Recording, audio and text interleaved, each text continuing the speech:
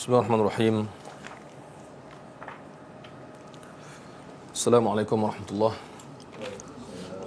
Alhamdulillah, wassalatu wassalamu ala Rasulillah wa ala alihi wa sahbihi wa man nasarahu wa wala.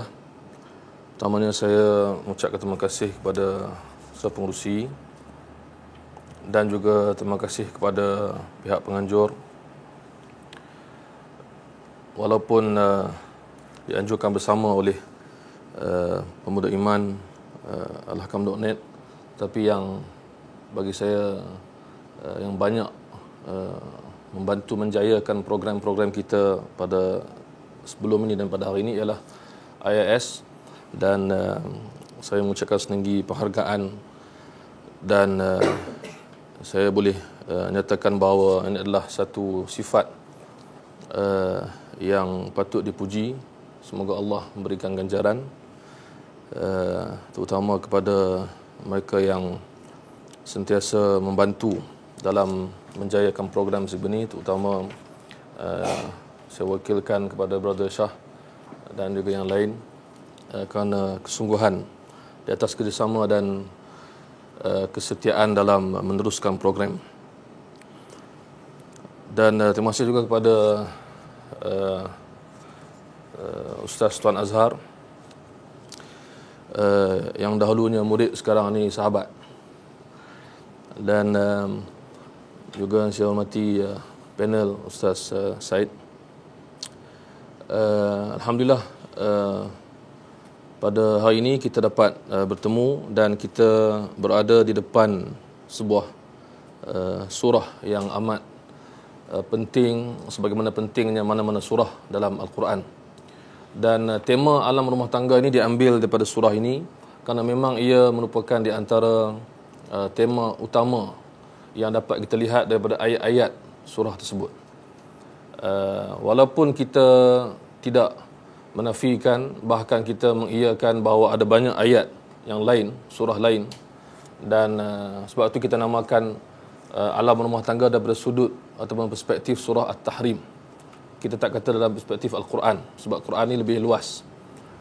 Cuma surah ini sebelum disebutkan oleh ramai ulama tafsir, menekankan kepada pembinaan rumah tangga Muslim yang membantu ke arah mengukuhkan masyarakat Muslim. Jadi amat penting untuk kita lihat apakah pengajaran yang kita boleh ambil daripada surah ini. Dan insya-Allah saudara akan melihat juga keindahan susunan gaya bahasanya yang akan dibentangkan oleh Ustaz Said kita. Dan saya ingin menumpukan kepada beberapa perkara penting. Pertamanya ialah tentang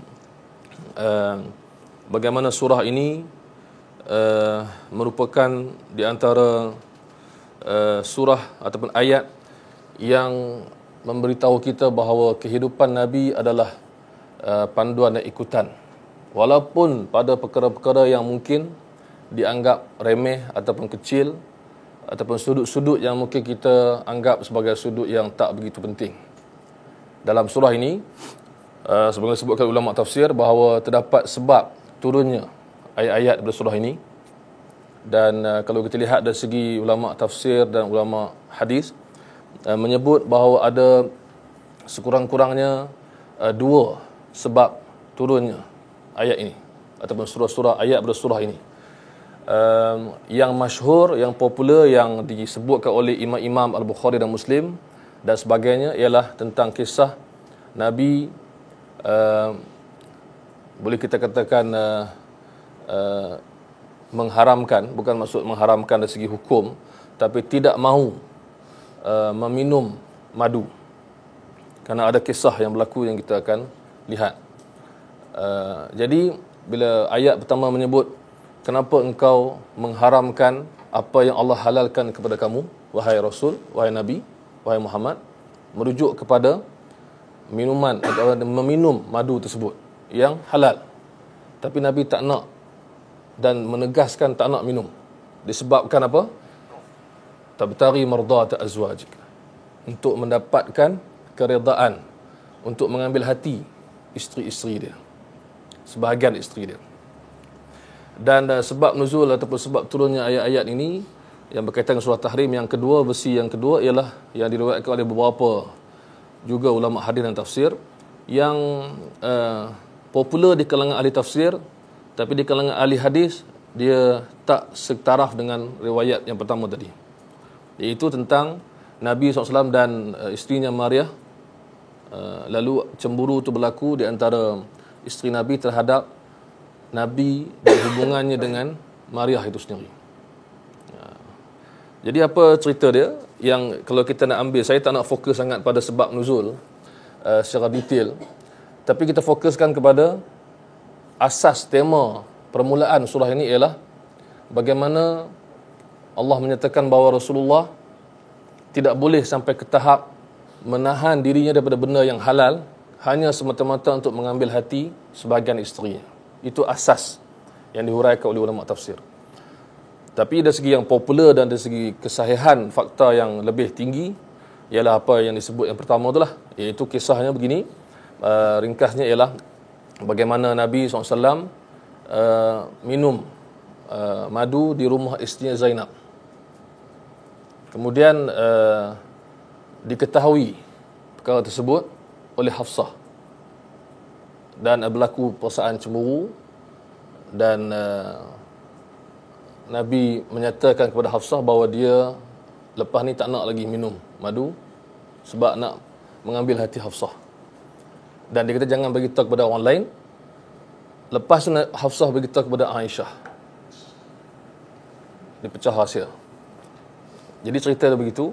Lalu berlakulah ayat yang seterusnya ialah ketika Nabi merahsiakan perkara ini kepada sebagai isteri dia dan kemudian beritahu kepada orang lain.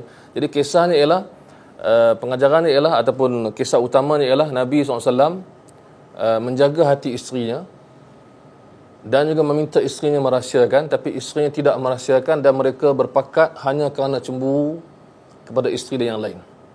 Jadi berlaku apa? Sebahagian ulama mengatakan berlaku benda yang tak sepatutnya berlaku dalam rumah seorang Nabi, dalam kalangan isteri-isteri Nabi, yang bercerita tentang cemburu, kemudian menjadikan Nabi terpaksa mengatakan bahawa dia tidak akan lagi minum madu dan sebagainya. Ini berlaku perkara yang mengecewakan Nabi sehingga ke tahap dia memecahkan rahsia, lagi tambah kecewa Nabi. Maka mereka melakukan kesalahan dari segi pertamanya tidak redha dengan apa yang ada, yang keduanya tidak ikut apa yang diajak oleh Nabi, sepatut dalam rumah seorang Nabi dan isteri-isterinya berlaku perkara yang terbaik untuk contoh kepada orang lain.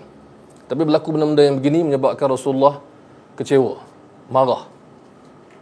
Sebab itulah turun ayat selepas itu menyatakan bahawa Allah membela Nabi-Nya walaupun ada isteri-isteri yang tak suka kepada dia, tindakannya dan sebagainya, tidak mengapa, sehingga timbul sampai ke tahap kalau engkau ceraikannya mereka, wahai Muhammad, Allah akan gantikan engkau dengan isteri yang lebih baik. So ini berlaku Nabi kecewa, Nabi marah, berlaku sedikit salah faham. Itu cerita dia pada asal surah ini.